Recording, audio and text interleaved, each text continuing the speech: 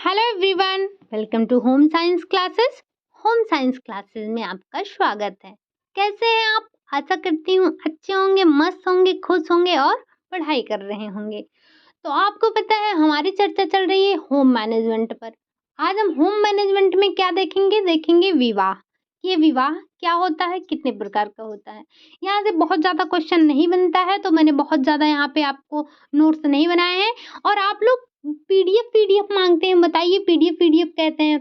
मैं आपको ये इतना फ्री में पढ़ा रही हूँ, लेकिन आप इसको नोट्स नहीं बना सकते हैं। आप मेरे साथ एक नोटबुक लेके बैठा कीजिए और पेन लिया कीजिए। बस जो मेन पॉइंट है आप उसे नोट कर लिया कीजिए। लेकिन आप हैं कि पीडीएफ के पीछे परेशान रहते हैं। हर चीज़ पीडीएफ से नहीं सॉल्व होता है, आपको नोट्स बनाना पड़ेगा। आप उसको लिखेंगे, आपके दिमाग में ये हमेशा रहेगा। पीडीएफ आप एक बार देख लेंगी, पढ़ लेंगी, बस हो गया, भूल जाएंगी। लेकिन जो आप अपनी कॉपी में नोट करेंगी, आप जिसका नोट्स बनाएंगी, वो आपको हमेशा याद रहेगा। आप ज़रा सा भूल जाएंगी, बस एक बार उसको उलट पलट के देख लेंगी, याद हो जाएगा। लेकिन आप सबको सिर्फ पीडीएफ चाहिए। मैं आपको क्लियरली बता देती हूँ, मैं पीडीएफ नहीं दूंगी, मैं ऐसे ही पढ़ाऊंगी। आपको नोट्स बनाना है, आप यहाँ से नोट्स बना लीजिए। क्योंकि बहुत ज़्यादा मैंने नहीं लिखा है इसमें, बहुत ज़्यादा नहीं लिखती हूँ मैं, बस थोड़ा ही लिखती हूँ। वही उतना लिखती हूँ जो आपके एग्जाम के लिए इम्पोर्टेंट है। यहाँ जो क्वेश्चन आपके लिए बन सकते हैं, मैंने बस वही नोट डाउन करती हूँ मैं, और ज़्यादा नहीं लिखती हूँ। ये मान के चलिए कि जो इसमें लिखा जाता है वो आपके लिए एक क्वेश्चन ही बन जाता है, फालतू का नहीं लिखा जाता है। तो इसे प्लीज़ आप लोग लिख लिया कीजिए और थोड़ा हाथ को भी चलाइए। सिर्फ कान से सुनने से कुछ नहीं होगा, ठीक है? तो चलिए हम आगे बढ़ते हैं कि विवाह के बारे में देखते हैं। तो सबसे पहले विवाह क्या होता है? विवाह एक सामाजिक संस्था है। यहाँ से आपसे क्वेश्चन पूछा गया है, विवाह क्या होता है? विवाह एक सामाजिक संस्था है जो यौन संबंधों को स्वीकृति प्रदान करता है और यह कुकर्म पर नियंत्रण करता है। वैधानिक स्वीकृति प्रदान है किसको? विवाह को। तो आपको ये 4 पॉइंट याद रखने हैं। अब हम देखते हैं विवाह का उद्देश्य क्या है। विवाह का सबसे पहला उद्देश्य क्या है? यौन इच्छाओं की पूर्ति करना। जब विवाह होता है तो इसका मतलब क्या होता है कि आपको यौन इच्छाओं की पूर्ति करने की स्वीकृति मिल गई है, ठीक? संतानोत्पत्ति की प्राप्ति, आपका विवाह होगा, यौन इच्छाओं की पूर्ति होगी, आप अपने परिवार को आगे बढ़ाएंगे, मतलब संतान की उत्पत्ति करेंगे। तो विवाह का एक उद्देश्य ये भी हो जाता है कि संतान की उत्पत्ति। परिवार का निर्माण कैसे होगा? जब तक विवाह नहीं होगा, यौन इच्छाओं की पूर्ति नहीं होगी, परिवार नहीं बढ़ेगा, संतान की उत्पत्ति नहीं होगी। तो विवाह से क्या होता है? विवाह से परिवार का निर्माण होता है। संबंधों का अस्थायी, अगर विवाह हो जाता है तो संबंध अस्थायी हो जाते हैं, ठीक? आगे हम देखते हैं, आगे क्या है? अब हम देख लेंगे विवाह के प्रकार क्या-क्या होते हैं। तो हिंदू विवाह मनु के अनुसार कितने प्रकार के होते हैं? तो ये होते हैं 8 प्रकार के। सबसे पहले जो 4 होते हैं वो क्या होते हैं? श्रेष्ठ, उच्च। ये क्या होते हैं? श्रेष्ठ, उच्च होते हैं। लेकिन जो अंतिम 4 होते हैं वो कैसे होते हैं? वो निम्न श्रेणी के विवाह होते हैं। तो मनु के अनुसार कितने विवाह होते हैं? कितने प्रकार के विवाह होते हैं? 4 प्रकार के विवाह होते हैं, ठीक? 8 प्रकार के विवाह होते हैं, माफ़ कीजिएगा।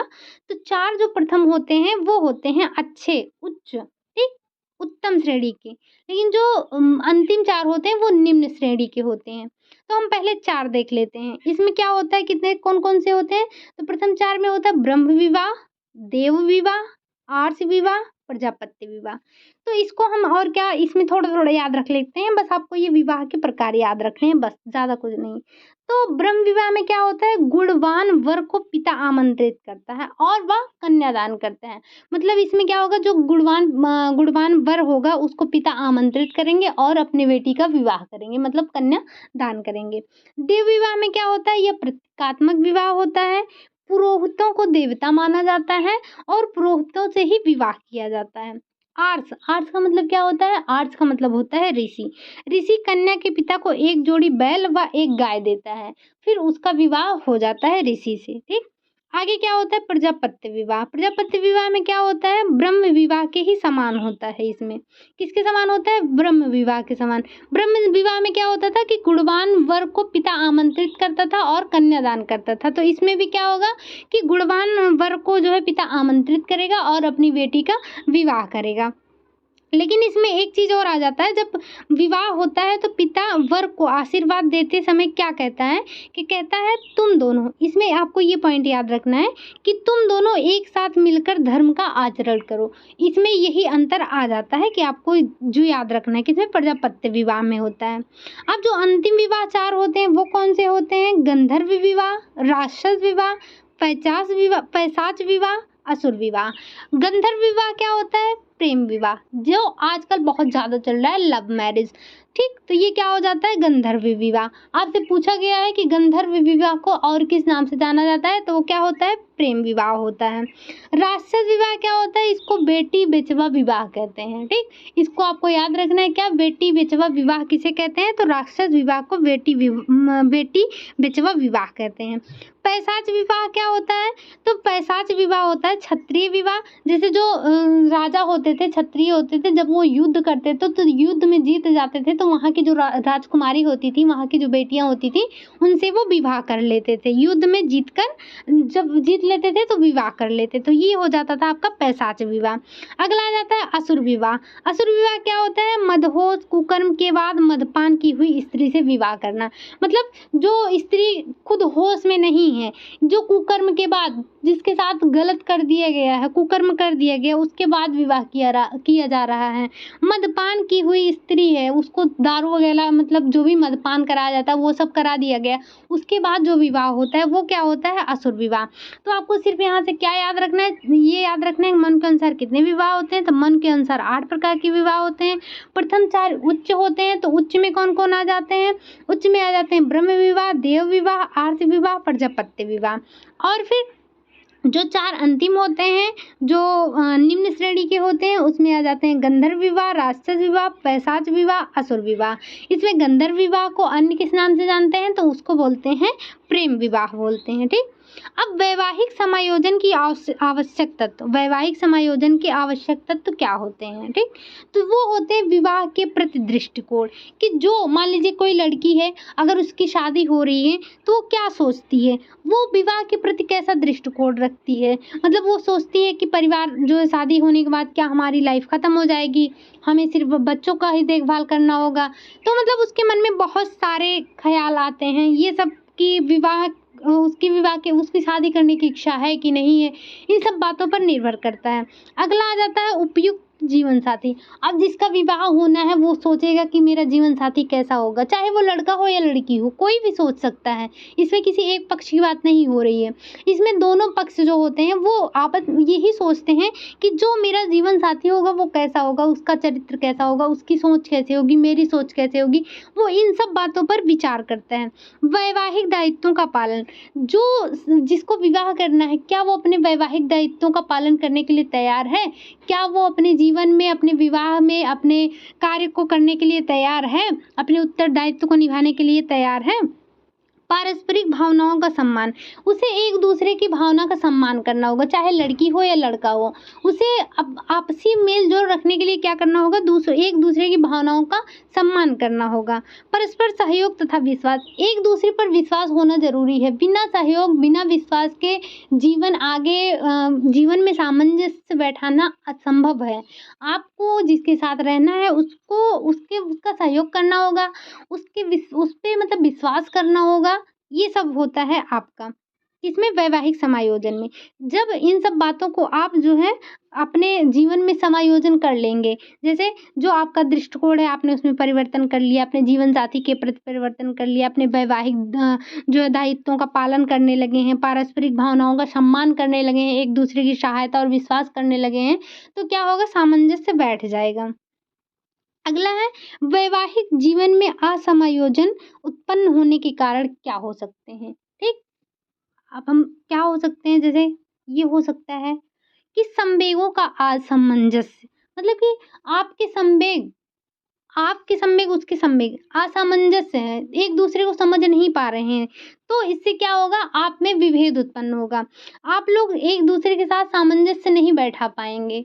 अगला क्या है, पारस्परिक प्रेम एवं विश्वास का अभाव। तो हम पढ़ क्या रहे हैं, वैवाहिक जीवन में असमायोजन उत्पन्न होने के कारण, मतलब जो ये झगड़ा लड़ाई होता है इसके क्या कारण हो सकते हैं। तो फिर अगला हो जाता है पारस्परिक प्रेम एवं विश्वास का अभाव। अगर आप दोनों में पति पत्नी में आपसी प्रेम नहीं है, विश्वास नहीं है, विश्वास प्रेम की कमी है, तो क्या आप अपने जीवन में आगे बढ़ पाएँगे? दोनों लोग का तालमेल बैठ पाएगा? नहीं बैठ पाएँगे, वहाँ पे असमायोजन ही होगा। तो यहाँ क्या हो सकता है असमायोजन का? आप दोनों में विश्वास और प्रेम की कमी। यौन संबंधों की अव्यवस्था, ठीक? अगला है सामाजिक अव्यवस्था, आर्थिक अव्यवस्था। सामाजिक अव्यवस्था, आर्थिक अव्यवस्था, आर्थिक अव्यवस्था में क्या आ जाता है जैसे कि आपके पास धन की कमी है या एक लोग ज़्यादा कमा रहे हैं, एक लोग कम कमा रहे हैं, तो इसमें क्या होता है आप लोग का जो है सामंजस्य नहीं बैठ पाता है। पारिवारिक तनाव और संघर्ष, परिवार में अगर तनाव चल रहा है, संघर्ष चल रहा है, तो इससे क्या होगा आपके वैवाहिक जीवन पे जो है असर पड़ेगा, ठीक? शिक्षा का अभाव, अगर आपके पास शिक्षा का अभाव नहीं है, शिक्षा का मतलब शिक्षा नहीं है, शिक्षा का अभाव है, तो आपका वैवाहिक जीवन भी असमायोजित रहेगा, ठीक? आयु, आयु भी बहुत बहुत ज़्यादा ये इम्पोर्टेंट हो जाता है क्योंकि हमारे यहाँ देखें कभी-कभी क्या होता है कि जैसे लड़का जो जो होता है, लड़के और लड़की के बीच में 10-10, 15-15 साल का अंतर हो जाता है। तो जो लड़का है वो 15 के हिसाब से सोचता है, जो लड़का है वो मतलब बड़ा है तो वो अपनी उम्र जैसे लड़का हो गया 35-40 की उम्र का हो गया और लड़की क्या हो गई 20 की हो गई। तो लड़की 20 के हिसाब से सोचती है और लड़का 35-40 के हिसाब से सोचता है। तो दोनों की सोच में जो है वो बैठता नहीं है, मेल-जोल नहीं बैठता है। तो इससे क्या होता है आपका वैवाहिक जीवन भी बेकार हो जाता है, खराब हो जाता है। या कि बड़े व्यक्ति से शादी हो गई है तो वो जैसे-जैसे टाइम बीतता जाएगा वैसे-वैसे क्या होगा उसके स्वास्थ्य पर प्रभाव पड़ेगा, उसकी मानसिक प्रभाव भी पड़ेगा मतलब वो मानसिक रूप से भी अस्वस्थ हो जाएगा, चिड़चिड़ा हो जाएगा। लेकिन जो लड़की है वो उसकी उम्र कम है तो उसके स्वभाव में अंतर होगा और लड़के के भी स्वभाव में अंतर होगा। तो ऐसे में क्या होगा आपका वैवाहिक जीवन भी असमायोजित हो जाएगा। तो क्या-क्या कारण हो सकते हैं? कारण हो सकते हैं संवेगों का असमंजस्य हो सकता है, पारस्परिक प्रेम एवं विश्वास का अभाव हो सकता है, यौन संबंधों की अव्यवस्था हो सकती है, सामाजिक अव्यवस्था हो सकती है, आर्थिक अव्यवस्था हो सकती है, पारिवारिक तनाव व संघर्ष हो सकता है, शिक्षा का अभाव हो सकता है और आयु का अंतर भी हो सकता है। ठीक? अब आगे क्या आ जाता है?